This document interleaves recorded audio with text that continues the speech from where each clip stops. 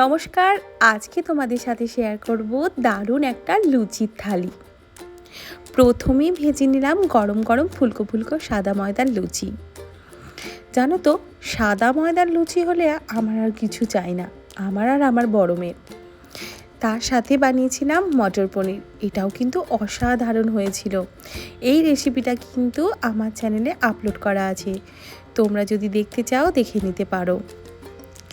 জানো তো, আজ এখানে রামনবমী, তাই এই লুচির থালির আয়োজন। প্রথমেই নিয়ে নিলাম ফুলকো ফুলকো সাদা লুচি 3টি, তারপরে নিলাম লম্বা করে কাটা বেগুন ভাজা। তার সাথে আমার সব থেকে পছন্দের একটি জিনিস, সেটা হলো গোল গোল করে আলু ভাজা। এই আলু ভাজাটার সাথে লুচি খেতে আমার ভীষণ ভালো লাগে। ছোটোবেলায় মাকে দেখতাম ভোগেতে কিন্তু এই নাড়ুর সাথে আলু ভাজার লুচিটা দিত ভোগে ভগবানকে। তার সাথে আজকে বানিয়েছিলাম কুমড়োর তরকারি ছোলা দিয়ে। জানো তো, আজকের দিন এখানে সব ঘরে ঘরেই লুচির সাথে ছোলার তরকারিটা বানায়, আমি কিন্তু এখানে কুমড়োর সাথে বানিয়েছি।